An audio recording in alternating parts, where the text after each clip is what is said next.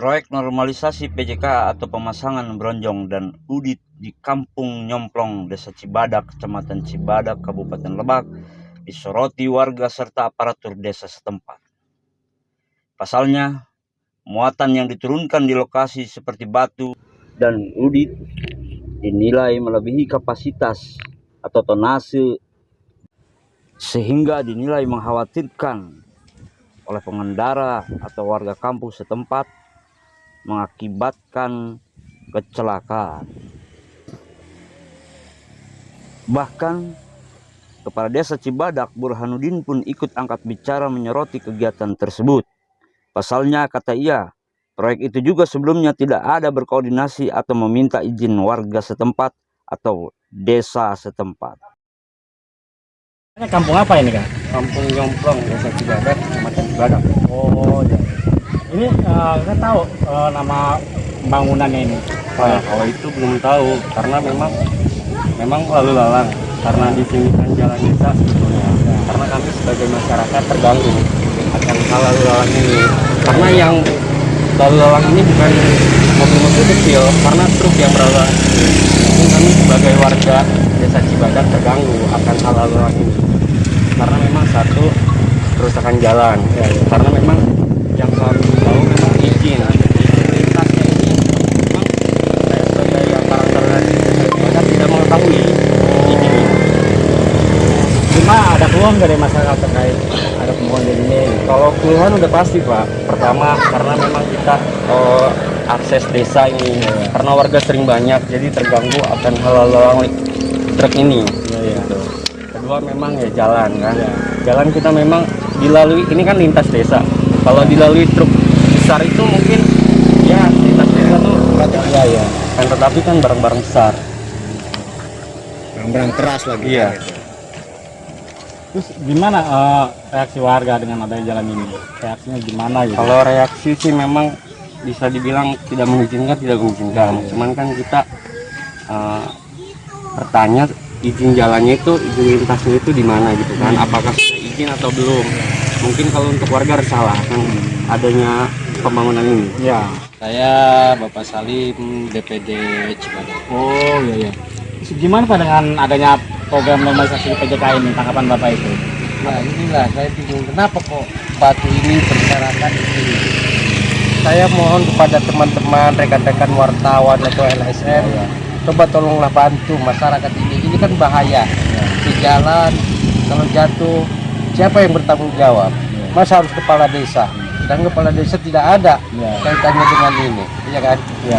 Cuman dia gimana kontribusinya kepada desa? Jalan menaruh sembarangan begini. Coba tolonglah kepada rekan-rekan wartawan atau LSM, tolong dibantu untuk penyelesaian. Ini benar berakibatkan fatal kepada masyarakat. Yang lalu lalang ya. Saya mohon. Minta pendapatnya terkait bangunan ini, normalisasi kereta gimana itu? Justru gini, kita sangat menyayangkan kepada pihak pekerja atau pemborong atau pelaksana kegiatan di PJK ini. Ini kan jalan palang pintu. Palang pintu itu dia khawatir kan banyak lalu lalang kendaraan.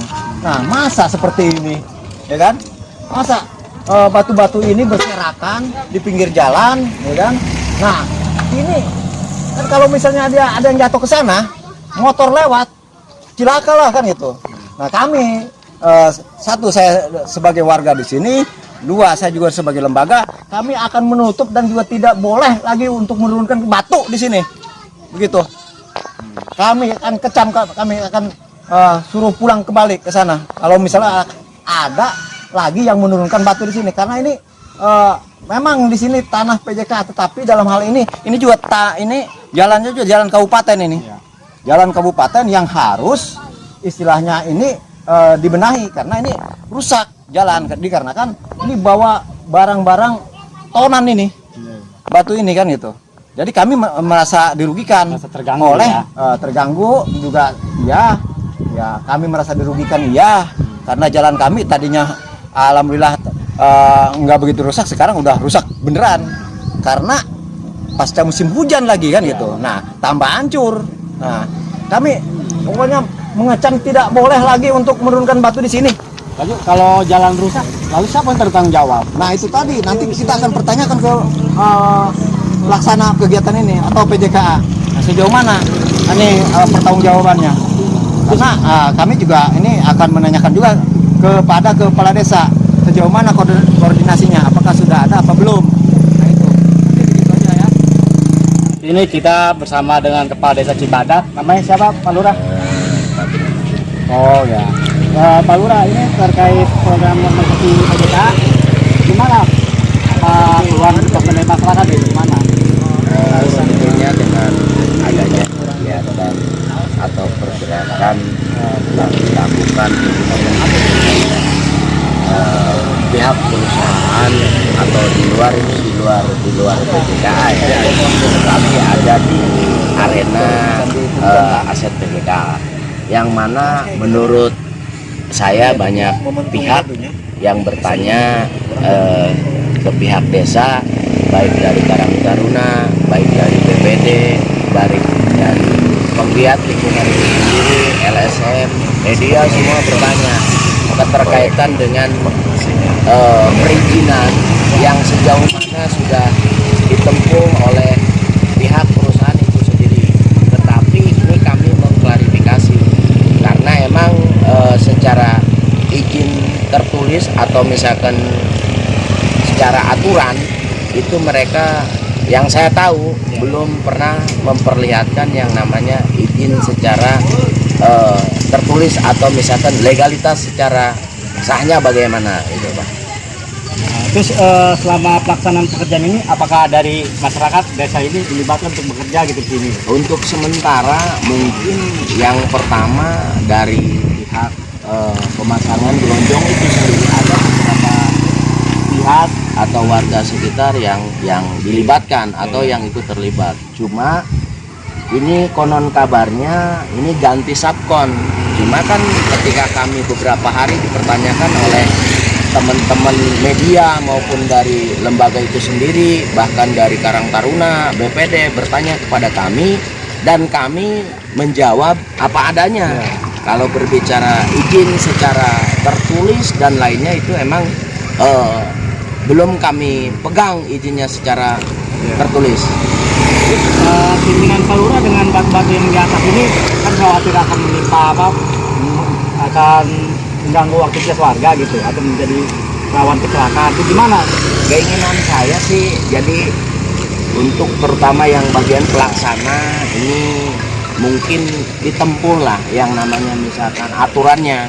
Kalau misalkan harus berizin lingkungan dulu, misalkan dikeluarkan dengan secara izin lingkungan itu ditempuh. Terutama ini kami jalan yang dilintasi atau dilalui ini kan ini jalan Raden Dendra Kusuma ini adalah bukan jalur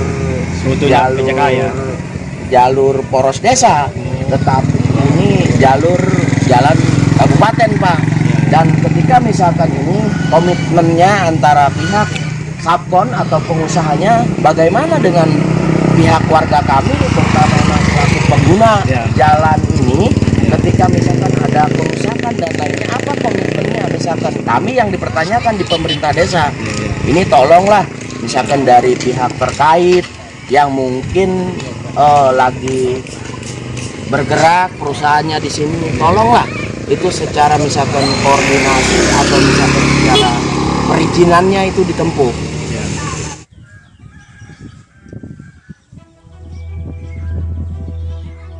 Para pemuda sedang